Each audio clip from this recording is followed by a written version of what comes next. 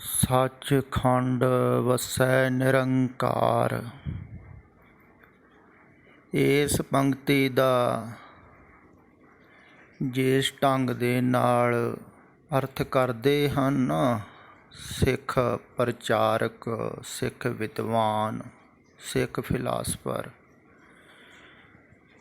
ਉਹਦੇ ਨਾਲ ਬੜੀ ਭਰਾਂਤੀ ਫੈਲ ਗਈ ਹੈ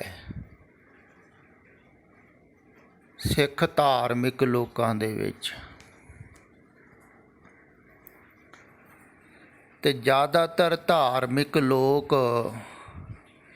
ਇਉਂ ਹੀ ਸੋਚਦੇ ਹਨ, ਜਿਵੇਂ ਕੱਲ੍ਹ ਪੁੱਛਿਆ ਸੀ ਕਿ ਸੱਚਖੰਡ ਅੰਦਰੇ ਹੀ ਹੈ।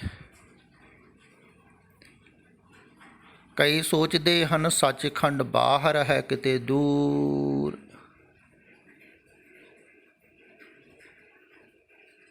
ਜਿੱਥੇ ਪਰਮਾਤਮਾ ਦੇ ਪਿਆਰੇ ਵਸਦੇ ਹਨ, ਸਾਧੂ ਮਹਾਤਮਾ ਵਸਦੇ ਹਨ। ਤੇ ਕਈ ਸੋਚਦੇ ਹਨ ਵੀ ਸੱਚਖੰਡ ਜਿਹੜੇ ਮਹਾਂਪੁਰਸ਼ ਸਰੀਰ ਤਿਆਗ ਜਾਂਦੇ ਹਨ ਤਾਂ ਉਹਨਾਂ ਦੇ ਸਥਾਨਾਂ 'ਤੇ ਲਿਖਿਆ ਵੀ ਹੁੰਦਾ ਹੈ ਸੱਚਖੰਡ ਵਾਸੀ ਮਹਾਂਪੁਰਖ, ਵੀ ਉੱਥੇ ਪਹੁੰਚ ਜਾਂਦੇ ਹਨ। ਸੱਚਖੰਡ ਵਿੱਚ ਕੋਈ ਜਗ੍ਹਾ ਹੈ ਜਿੱਥੇ ਇਹੋ ਜਿਹੇ ਮਹਾਂਪੁਰਸ਼ ਪਹੁੰਚਦੇ ਹਨ। ਕਈ ਸਿੱਖ ਧਾਰਮਿਕ ਸਥਾਨਾਂ ਦੇ ਨਾਲ ਵੀ ਸੱਚਖੰਡ ਜੋੜ ਲੈਂਦੇ ਹਨ, ਜੋੜਿਆ ਹੋਇਆ ਹੈ। ਗੁਰੂ ਸਥਾਨਾਂ ਦੇ ਨਾਲ ਵੀ ਜੋੜਿਆ ਹੈ ਸੱਚਖੰਡ, ਜਿੱਥੇ ਗੁਰੂ ਰਹਿੰਦੇ ਹਨ ਉਸ ਸਥਾਨ ਦੇ ਨਾਲ ਵੀ ਜੋੜ ਲੈਂਦੇ ਹਨ। ਕਈ ਸਿੱਖ ਤੇ ਜਿੱਥੇ ਸਾਧੂ ਮਹਾਤਮਾ ਤਪੱਸਿਆ ਕਰਦੇ ਰਹੇ ਹਨ, ਜਿਹੜੀ ਜਗ੍ਹਾ 'ਤੇ ਉਹਦਾ ਨਾਮ ਵੀ ਸੱਚਖੰਡ ਰੱਖ ਲੈਂਦੇ ਹਨ। ਤੇ ਸੱਚਖੰਡ ਕੋਈ ਜਗ੍ਹਾ ਨਹੀਂ ਹੈ, ਸੱਚਖੰਡ ਕੋਈ ਸਥਾਨ ਨਹੀਂ ਹੈ। ਦਰਅਸਲ ਸੱਚਖੰਡ ਗੁਰਮੁਖ ਦੀ ਅਵਸਥਾ ਹੈ। ਇਹ ਨਹੀਂ ਕੋਈ ਵੀ ਸਮਝਾਉਂਦਾ, ਨਾ ਹੀ ਤੁਸੀਂ ਸੁਣਿਆ ਹੋਵੇਗਾ ਸਿੱਖ ਪ੍ਰਚਾਰਕਾਂ ਕੋ, ਨਾ ਹੀ ਤੁਸੀਂ ਅਰਥ ਕਿਤੋਂ ਪੜ੍ਹਿਆ ਹੋਵੇਗਾ ਇਸ ਵੀ ਸੱਚਖੰਡ ਕੋਈ ਸਥਾਨ ਨਹੀਂ ਹੈ ਜਿੱਥੇ ਪਰਮਾਤਮਾ ਰਹਿੰਦਾ ਹੈ ਜਾਂ ਗੁਰੂ ਰਹਿੰਦੇ ਹਨ। ਕੋਈ ਜਗ੍ਹਾ ਨਹੀਂ ਹੈ, ਸੱਚਖੰਡ ਅਵਸਥਾ ਹੈ ਗੁਰਮੁਖ ਪਿਆਰੇ ਦੀ।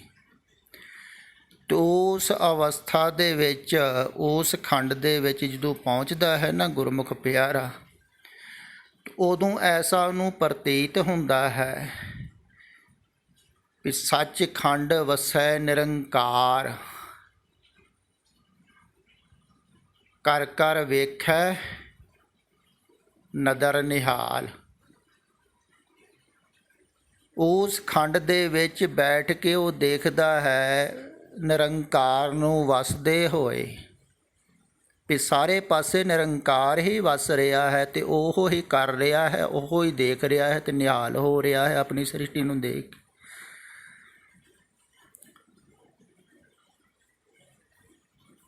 ਤੋ ਗੁਰਮੁਖ ਪਿਆਰਾ ਦੇਖਦਾ ਹੈ ਚਾਰੇ ਪਾਸੇ ਪਰਮਾਤਮਾ ਨੂੰ ਵਸੇ ਹੋਏ ਨੂੰ। ਹੁਣ ਇਉਂ ਖਿਆਲ ਕਰੋ ਜਿਵੇਂ ਤੁਸੀਂ ਸੰਸਾਰ ਦੇ ਵਿੱਚ ਰਹਿੰਦੇ ਹੋ ਤੇ ਤੁਹਾਨੂੰ ਸੰਸਾਰ ਹੀ ਵਸਿਆ ਹੋਇਆ ਨਜ਼ਰ ਆਉਂਦਾ ਹੈ ਨਾ। ਤੁਸੀਂ ਕਹਿੰਦੇ ਹੋ ਕਿ ਪੰਜਾਬ ਦੇ ਵਿੱਚ ਸਿੱਖ ਜ਼ਿਆਦਾ ਵਸਦੇ ਹਨ, ਪਾਕਿਸਤਾਨ ਦੇ ਵਿੱਚ ਮੁਸਲਮਾਨ ਜ਼ਿਆਦਾ ਵਸਦੇ ਹਨ, ਤੇ ਕਿਤੇ ਹਿੰਦੂ ਜ਼ਿਆਦਾ ਵਸਦੇ ਹਨ, ਕਿਤੇ ਈਸਾਈ ਜ਼ਿਆਦਾ ਵਸਦੇ ਹਨ। ਪਰਮਾਤਮਾ ਵਸਦਾ ਹੈ ਐਸਾ ਤੁਹਾਡੇ ਦੇ ਖਿਆਲ ਵਿੱਚ ਵੀ ਨਹੀਂ ਆਉਂਦਾ ਹੈ। ਤੁਸੀਂ ਕਹਿੰਦੇ ਹੋ ਚੰਗੇ ਬੰਦੇ ਵਸਦੇ ਹਨ, ਮਾੜੇ ਬੰਦੇ ਵਸਦੇ ਹਨ, ਚੰਗਾ ਸਮਾਜ ਵਸਦਾ ਹੈ, ਮਾੜਾ ਸਮਾਜ ਵਸਦਾ ਹੈ। ਤੁਹਾਡੇ ਖਿਆਲ ਵਿੱਚ ਵੀ ਨਹੀਂ ਆਉਂਦਾ ਹੈ ਕਦੇ ਵੀ ਪਰਮਾਤਮਾ ਵੀ ਵਸਦਾ ਹੈ, ਕਿਉਂਕਿ ਜੋ ਤੁਹਾਡੇ ਅੰਦਰ ਹੈ ਉਹ ਹੀ ਤੁਹਾਨੂੰ ਬਾਹਰ ਦਿਖਾਈ ਦਿੰਦਾ ਹੈ। ਖਿਆਲ ਵਿੱਚ ਰੱਖੋ, ਤੁਹਾਡੇ ਅੰਦਰ ਜੋ ਵਸਿਆ ਹੋਇਆ ਹੈ ਤਾਂ ਉਹ ਹੀ ਤੇ ਬਾਹਰ ਦਿਖਾਈ ਦੇਵੇਗਾ ਨਾ। ਸੰਸਾਰ ਵਸਿਆ ਹੋਇਆ ਹੈ ਅੰਦਰ, ਸੰਸਾਰ ਦੀ ਵਿਚਾਰਧਾਰਾ ਹੈ ਅੰਦਰ, ਸੰਸਾਰ ਦੀ ਸੋਚ ਹੈ ਅੰਦਰ। ਉਸੇ ਵਿਚਾਰਧਾਰਾ ਨੂੰ ਲੈ ਕੇ ਤੁਸੀਂ ਦੇਖ ਰਹੇ ਹੋ ਬਾਹਰ, ਉਹਦੇ ਦੁਆਰਾ ਦੇਖ ਰਹੇ ਹੋ। ਇਹੋ ਹੀ ਤੇ ਕਾਰਨ ਹੈ ਵੀ ਸੰਸਾਰ ਹਰ ਇੱਕ ਨੂੰ ਭਿੰਨ ਦਿਖਾਈ ਦਿੰਦਾ ਹੈ, ਹਰ ਇੱਕ ਨੂੰ ਇੱਕੋ ਜਿਹਾ ਥੋੜ੍ਹੀ ਦਿਖਾਈ ਦਿੰਦਾ ਹੈ। ਸਾਰਿਆਂ ਵਾਸਤੇ ਇੱਕੋ ਜਿਹਾ ਸੰਸਾਰ ਥੋੜ੍ਹੀ ਹੈ, ਹਰ ਵਾਸਤੇ ਭਿੰਨ ਹੈ। ਬੱਚੇ ਵਾਸਤੇ ਹੋਰ ਤਰ੍ਹਾਂ ਦਾ ਹੋਵੇਗਾ, ਜਵਾਨ ਵਾਸਤੇ ਹੋਰ ਤਰ੍ਹਾਂ ਦਾ ਹੋਵੇਗਾ, ਬਜ਼ੁਰਗ ਵਾਸਤੇ ਹੋਰ ਤਰ੍ਹਾਂ ਦਾ, ਫਿਰ ਹਰ ਇੱਕ ਵਾਸਤੇ ਅਲੱਗ-ਅਲੱਗ ਹੈ। ਕਿਉਂਕਿ ਜਿਸ ਤਰ੍ਹਾਂ ਦੀ ਵਿਚਾਰਧਾਰਾ ਹੈ, ਸੋਚ ਹੈ, ਵੈਸਾ ਹੀ ਸਮਾਜ ਤੁਹਾਨੂੰ ਨਜ਼ਰ ਆਉਂਦਾ ਹੈ। ਜੈਸੀ ਦ੍ਰਿਸ਼ਟ ਕਰ ਪੇਖੈ ਤੈਸਾ ਹੋਏ। ਅੰਦਰ ਵਸਿਆ ਹੋਇਆ ਹੈ। ਤੇ ਜਿਹੜਾ ਗੁਰਮੁਖ ਪਿਆਰਾ ਸੱਚਖੰਡ, ਹੁਣ ਖਿਆਲ ਕਰੋ ਵੀ ਤੁਹਾਡੇ ਅੰਦਰ ਝੂਠੇ ਖੰਡ ਵਸੇ ਹੋਏ ਹਨ। ਝੂਠ ਦੇ ਖੰਡ ਬਹੁਤ ਹਨ, ਬੇਅੰਤ ਹਨ। ਇਸੇ ਕਰਕੇ ਬਿਰਤੀ ਟਿਕਦੀ ਨਹੀਂ, ਧਿਆਨ ਟਿਕਦਾ ਨਹੀਂ, ਕਿਉਂਕਿ ਖੰਡ ਹੀ ਅਨੇਕ ਹਨ। ਕਿੰਨੇ ਟੁਕੜੇ ਹਨ ਝੂਠ ਦੇ। ਬਿਰਤੀ ਫੈਲੀ ਰਹਿੰਦੀ ਹੈ। ਜਿਵੇਂ ਸਮਝ ਲਓ, ਕਦੀ ਤੁਹਾਡਾ ਘਰ ਵੱਲ ਧਿਆਨ, ਪਰਿਵਾਰ ਵੱਲ ਧਿਆਨ, ਕਦੀ ਕਾਰੋਬਾਰ ਵੱਲ ਧਿਆਨ, ਕਦੀ ਰਿਸ਼ਤੇਦਾਰਾਂ ਵੱਲ ਧਿਆਨ, ਕਦੀ ਕਿਤੇ ਧਿਆਨ, ਕਦੀ ਕਿਤੇ ਧਿਆਨ। ਕਿੰਨੇ ਪੱਖ ਵੱਲ ਫੈਲ ਰਿਹਾ ਹੈ ਧਿਆਨ। ਇਹ ਖੰਡ ਹੀ ਹੈ ਨਾ। ਤੇ ਝੂਠ ਦੇ ਅਨੇਕ ਖੰਡ ਹਨ, ਝੂਠ ਅਨੇਕ ਹੈ। ਤੇ ਜਦੋਂ ਅੰਦਰੋਂ ਸਾਰੇ ਹੀ ਝੂਠੇ ਖੰਡ ਨਿਕਲ ਜਾਂਦੇ ਹਨ। ਝੂਠੇ ਖੰਡ ਨਿਕਲਦੇ ਕਿਵੇਂ ਹੈ? ਜਦੋਂ ਤੁਸੀਂ ਇਹਨਾਂ ਖੰਡਾਂ ਦੀ ਵਿਚਾਰ ਨਹੀਂ ਕਰਦੇ ਹੋ, ਸੋਚਦੇ ਨਹੀਂ ਹੋ ਝੂਠੇ ਖੰਡਾਂ ਬਾਰੇ, ਸੰਸਾਰ ਦੇ ਖੰਡਾਂ ਬਾਰੇ, ਨੌ ਖੰਡ ਪ੍ਰਿਥਵੀ ਬਾਰੇ, ਜਦੋਂ ਸੋਚਦੇ ਨਹੀਂ ਹੋ ਫਿਰ ਭੁੱਲਦੇ ਰਹਿੰਦੇ ਹਨ। ਜਿਵੇਂ ਸਮਝ ਲਵੋ, ਤੁਸੀਂ ਜਿਹੜੀ ਗੱਲ ਤੁਸੀਂ ਚੇਤੇ ਨਹੀਂ ਕਰਦੇ ਹੋ ਉਹ ਗੱਲ ਤੁਹਾਨੂੰ ਭੁੱਲ ਜਾਂਦੀ ਹੈ। ਵਾਰ-ਵਾਰ ਰਿਪੀਟ ਕਰੋਗੇ ਨਹੀਂ ਭੁੱਲੇਗੀ। ਇਹਦਾ ਸੰਸਾਰ ਨੂੰ ਵਾਰ-ਵਾਰ ਰਿਪੀਟ ਕਰਦੇ ਹੋ ਤਦੇ ਯਾਦ ਰਹਿੰਦਾ ਹੈ। ਤੁਸੀਂ ਵਾਰ-ਵਾਰ ਸੋਚਦੇ ਰਹਿੰਦੇ ਹੋ, ਭੁੱਲ ਨਾ ਜਾਵੇ ਕਿਤੇ। ਖਿਆਲ ਰੱਖਦੇ ਹੋ ਪਰਿਵਾਰ ਬਾਰੇ, ਬੱਚਿਆਂ ਬਾਰੇ। ਪਰਿਵਾਰਕ ਮੈਂਬਰ ਨਾਰਾਜ਼ ਵੀ ਹੋ ਜਾਂਦੇ ਹਨ ਜੇ ਅਗਰ ਤੁਸੀਂ ਉਹਨੂੰ ਭੁੱਲ ਜਾਓ। ਤੇ ਉਹ ਕਹਿੰਦੇ ਤੁਸੀਂ ਭੁੱਲ ਹੀ ਜਾਓਗੇ, ਯਾਦ ਨਾ ਕੀਤਾ ਸਾਨੂੰ। ਯਾਦ ਰੱਖੋ, ਅਸੀਂ ਵੀ ਹਾਂ ਤੁਹਾਡੇ ਕੋਲ, ਤੁਹਾਡੇ ਆਪਣੇ। ਉਹ ਯਾਦ ਦਿਵਾਉਂਦੇ ਰਹਿੰਦੇ ਹਨ ਵੀ ਭੁੱਲ ਨਾ ਜਾਇਓ। ਸਾਰੇ ਯਾਦ ਦਿਵਾਉਂਦੇ ਹਨ, ਮਿੱਤਰ, ਦੋਸਤ, ਤੁਹਾਡੇ ਸਾਗ ਸੰਬੰਧੀ, ਭੁੱਲ ਨਾ ਜਾਇਓ। ਰੱਬ ਭਾਵੇਂ ਭੁੱਲ ਜਾਵੇ, ਉਹ ਕਹਿੰਦੇ ਸਾਨੂੰ ਨਾ ਭੁੱਲ ਜਾਇਓ। ਦੇਖੋ ਕਿੰਨਾ ਪ੍ਰੇਮ ਕਰਦੇ ਤੁਹਾਡੇ। ਤੁਹਾਡੇ ਆਪਣੇ ਹੀ ਕਹਿ ਰਹੇ ਹਨ ਵੀ ਸਾਨੂੰ ਨਾ ਭੁੱਲ ਜਾਇਓ। ਰੱਬ ਭੁੱਲ ਜਾਵੇ, ਬੇਸ਼ੱਕ ਭੁੱਲ ਜਾਵੇ, ਰੱਬ ਕੋ ਕੀ ਲੈਣਾ ਦੇਣਾ, ਸਾਡੇ ਨਾਲ ਲੈਣਾ ਦੇਣਾ ਹੈ। ਸਾਨੂੰ ਨਾ ਭੁੱਲਿਓ, ਯਾਦ ਰੱਖੋ, ਚੇਤੇ ਰੱਖੋ। ਤੇ ਤੁਸੀਂ ਉਹਨਾਂ ਨੂੰ ਵਾਰ-ਵਾਰ ਯਾਦ ਕਰਦੇ ਰਹਿੰਦੇ ਹੋ, ਚੇਤੇ ਕਰਦੇ ਰਹਿੰਦੇ ਹੋ, ਸੋਚਦੇ ਰਹਿੰਦੇ ਹੋ ਉਹਨਾਂ ਬਾਰੇ। ਤੁਹਾਨੂੰ ਯਾਦ ਬਣੀ ਰਹਿੰਦੀ ਹੈ ਸੰਸਾਰ ਦੀ। ਸੰਸਾਰ ਦਾ ਚਿੰਤਨ ਹੀ ਸੰਸਾਰ ਨਾਲ ਜੋੜਦਾ ਹੈ। ਇਸੇ ਕਰਕੇ ਕਿਹਾ ਨਾ, ਪਰਮਾਤਮਾ ਦਾ ਚਿੰਤਨ ਕਰੋ, ਪਰਮਾਤਮਾ ਨੂੰ ਚੇਤੇ ਕਰੋ, ਸੰਸਾਰ ਨੂੰ ਚੇਤੇ ਨਾ ਕਰੋ। ਸੰਸਾਰ ਨੂੰ ਚੇਤੇ ਕਰਕੇ ਸੰਸਾਰ ਚਿੱਤ ਵਿੱਚ ਵਸ ਜਾਂਦਾ ਹੈ, ਵਸਿਆ ਹੀ ਹੋਇਆ ਹੈ। ਜਿਹੜੀ ਚੀਜ਼ ਨੂੰ ਚਿੱਤ ਕਰਦੇ ਹੋ, ਚੇਤੇ ਕਰਦੇ ਹੋ, ਉਹ ਵਸ ਜਾਂਦੀ। ਤੇ ਸੰਸਾਰ ਵਸਿਆ ਹੋਇਆ ਹੈ, ਝੂਠ ਵਸਿਆ ਹੋਇਆ ਹੈ, ਝੂਠੇ ਖੰਡ ਵਸੇ ਹੋਏ ਹਨ ਅੰਦਰ। ਹੁਣ ਝੂਠੇ ਖੰਡ ਬਾਹਰ ਨਿਕਲਣਗੇ ਸਾਰੇ, ਤੇ ਅੰਦਰ ਸਾਫ਼ ਹੋਵੇਗਾ, ਤੇ ਤੁਹਾਨੂੰ ਸੱਚਖੰਡ ਦਾ ਅਨੁਭਵ ਹੋਵੇਗਾ। ਝੂਠੇ ਖੰਡ ਜਦੋਂ ਬਾਹਰ ਨਿਕਲ ਗਏ ਨਾ, ਸਾਰੇ ਹੀ ਝੂਠੀ ਵਿਚਾਰਧਾਰਾ ਸੰਸਾਰ ਦੀ ਸਾਰੀ ਹੀ ਨਿਕਲ ਗਈ, ਅੰਦਰੋਂ ਸਾਫ਼ ਹੋ ਗਿਆ। ਉਹਨੂੰ ਖਾਲਸ ਕਿਹਾ ਹੈ, ਖਾਲਸ ਸ਼ੁੱਧ ਹੋ ਗਏ। ਉੱਥੇ ਫਿਰ ਗੁਰਮੁਖ ਪਿਆਰਾ ਉਸ ਖੰਡ ਦੇ ਵਿੱਚ ਬਿਰਾਜਮਾਨ ਹੋ ਜਾਂਦਾ ਹੈ, ਸਵੱਛ ਖੰਡ ਦੇ ਵਿੱਚ, ਸੱਚੇ ਖੰਡ ਦੇ ਵਿੱਚ, ਜਿੱਥੇ ਕੋਈ ਵੀ ਵਿਚਾਰਧਾਰਾ ਨਹੀਂ, ਕੋਈ ਅਸ਼ੁੱਧੀ ਨਹੀਂ ਹੈ। ਉਹ ਫਿਰ ਸੋਚਦਾ ਨਹੀਂ ਹੈ ਚੰਗੇ ਮਾੜੇ ਬਾਰੇ, ਬੁਰੇ ਭਲੇ ਬਾਰੇ, ਨਹੀਂ। ਉਹਨੂੰ ਫਿਰ ਇੱਕੋ ਹੀ ਨਜ਼ਰ ਆਉਂਦਾ ਹੈ, ਪਰ ਹੈ ਉਹ ਜੇ ਖੰਡ ਵਿੱਚ ਹੀ। ਪਰ ਖੰਡ ਉਹ ਸੱਚਾ ਹੈ, ਝੂਠੇ ਖੰਡਾਂ 'ਚੋਂ ਮੁਕਤ ਹੋ ਗਿਆ, ਸੱਚੇ ਖੰਡ ਦੇ ਵਿੱਚ ਬੈਠ ਗਿਆ ਹੈ, ਸੱਚਾਈ ਦੇ ਨਾਲ ਜੀਣ ਲੱਗ ਪਿਆ ਹੈ। ਤੁਹਾਨੂੰ ਚਾਰੇ ਤਰਫ ਫਿਰ ਪਰਮਾਤਮਾ ਦਾ ਹੀ ਵਿਸਥਾਰ ਨਜ਼ਰ ਆਉਂਦਾ ਹੈ। ਸੱਚ ਖੰਡ ਵਸੇ ਨਿਰੰਕਾਰ, ਉਸ ਖੰਡ ਦੇ ਵਿੱਚ ਨਿਰੰਕਾਰ ਵਸਿਆ ਹੋਇਆ ਨਜ਼ਰ ਆਉਂਦਾ ਹੈ। ਵੀ ਚਾਰੇ ਪਾਸੇ ਪਰਮਾਤਮਾ ਹੀ ਪਰਮਾਤਮਾ ਹੈ। ਤੇ ਫਿਰ ਉਸ ਖੰਡ ਤੋਂ ਵੀ ਗੁਰਮੁਖ ਪਿਆਰਾ ਮੁਕਤ ਹੁੰਦਾ ਹੈ, ਕਿਉਂਕਿ ਉਹ ਵੀ ਇੱਕ ਖੰਡ ਹੈ, ਆਖਰੀ ਅਵਸਥਾ ਹੈ। ਗੁਰਮੁਖ ਨਾਦੰ ਗੁਰਮੁਖ ਵੇਦੰ ਗੁਰਮੁਖ ਰਹਿਆ ਸਮਾਈ।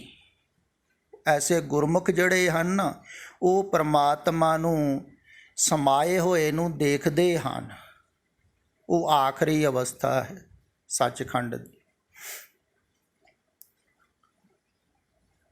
ਤੇ ਜਿਹੜੇ ਪਰਮ ਪੁਰਖ ਹਨ ਜਾਂ ਗੁਰੂ ਹਨ, ਉਹ ਇਸ ਖੰਡ ਤੋਂ ਵੀ ਮੁਕਤ ਹੁੰਦੇ ਹਨ।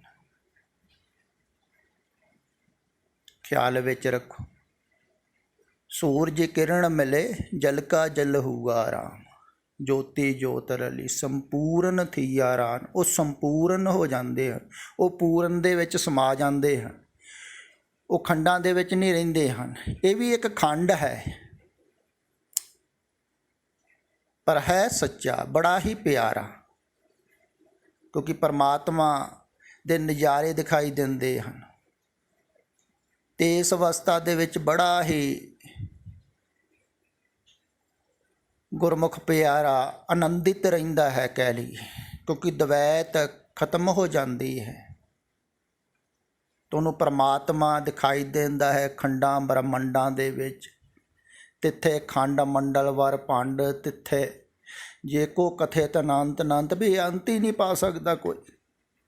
ਇਹ ਲੋ ਲੋ ਆਕਾਰ, ਜਿਵ ਜਿਵ ਹੁਕਮ ਤਿਵੇਂ ਤਿਵੇਂ ਕਾਰ। ਜਿਵੇਂ ਜਿਵੇਂ ਪਰਮਾਤਮਾ ਦਾ ਹੁਕਮ ਹੈ, ਤਿਵੇਂ ਤਿਵੇਂ ਸਾਰੇ ਕਾਰਜ ਚੱਲ ਰਹੇ ਹਨ ਸੰਸਾਰ ਦੇ।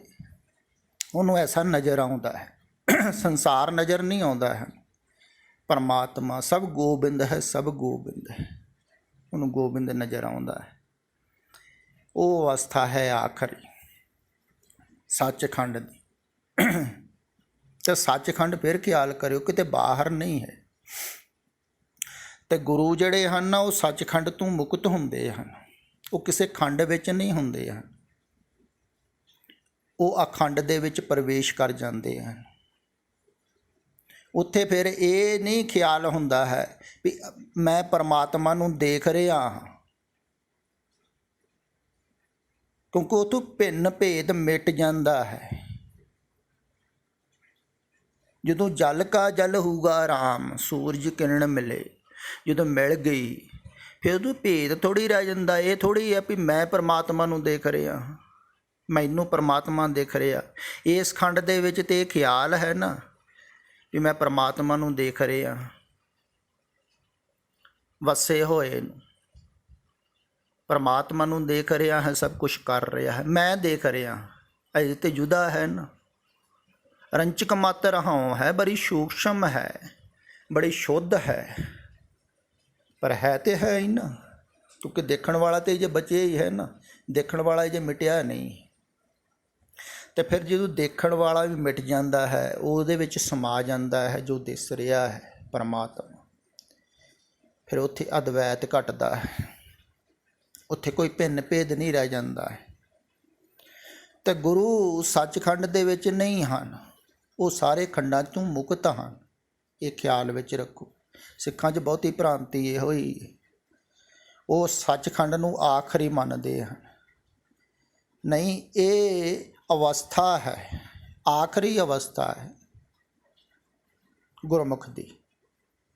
ਇਸ ਖੰਡ ਦੇ ਵਿੱਚ ਉਹ ਪ੍ਰਮਾਤਮਾ ਨੂੰ ਦੇਖਦਾ ਹੈ, ਰਸ ਲੈਂਦਾ ਹੈ, ਰਸ ਮਾਣਦਾ ਹੈ, ਆਨੰਦਿਤ ਹੁੰਦਾ ਹੈ, ਵਿਕਸਦਾ ਹੈ, ਖੁਸ਼ ਹੁੰਦਾ ਹੈ। ਪਰ ਹੁੰਦਾ ਤਾਂ ਹੈ ਨਾ ਪਰਮਾਤਮਾ ਨੂੰ ਦੇਖਣ ਵਾਲਾ।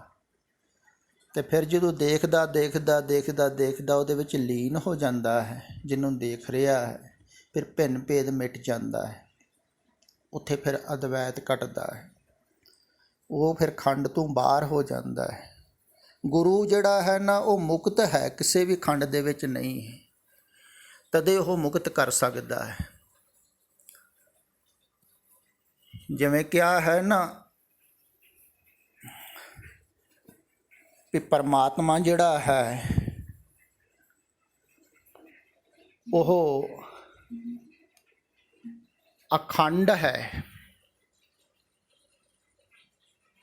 ਉਹ ਖੰਡਾਂ ਤੋਂ ਬਾਹਰ ਹੈ। ਏਕੋ ਏਕ ਏਕ ਪ੍ਰਭ ਆਪ, ਆਪੇ ਆਪ ਸਗਲ ਮਹਿ ਆਪ, ਅਨਕ ਜੁਗਤ ਰਚ ਥਾਪ ਉਥਾਪ, ਅਬਨਾਸ਼ੀ ਨਾਹੀ ਕਿਛ ਖੰਡ, ਧਾਰਨ ਧਾਰ ਰਹਿਓ ਬ੍ਰਹਮੰਡ। ਅਬਨਾਸ਼ੀ ਨਾਹੀ ਕਿਛ ਖੰਡ, ਪਰਮਾਤਮਾ ਦਾ ਕੋਈ ਖੰਡ ਨਹੀਂ ਹੈ, ਉਹ ਅਬਨਾਸ਼ੀ ਹੈ।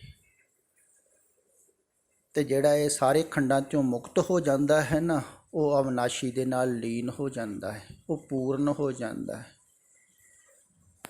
ਉਹ ਸੰਪੂਰਨ ਹੋ ਜਾਂਦਾ ਹੈ। ਉਹਨੂੰ ਹੀ ਪੂਰਨ ਪੁਰਖ ਕਿਹਾ ਹੈ। ਅਤੇ ਇਹ ਗੱਲ ਖਿਆਲ ਵਿੱਚ ਰੱਖਣ ਯੋਗ ਹੈ ਕਿ ਸੱਚਖੰਡ ਕੋਈ ਜਗ੍ਹਾ ਨਹੀਂ ਹੈ, ਕੋਈ ਸਥਾਨ ਨਹੀਂ ਹੈ। ਸੱਚਖੰਡ ਗੁਰਮੁਖ ਦੀ ਅਵਸਥਾ ਹੈ, ਬੜੀ ਹੀ ਪਿਆਰੀ। ਤੋਂ ਉਸ ਅਵਸਥਾ ਤੋਂ ਹੀ ਗੁਰਮੁਖ ਪਿਆਰਾ ਮੁਕਤ ਹੋ ਜਾਂਦਾ ਹੈ।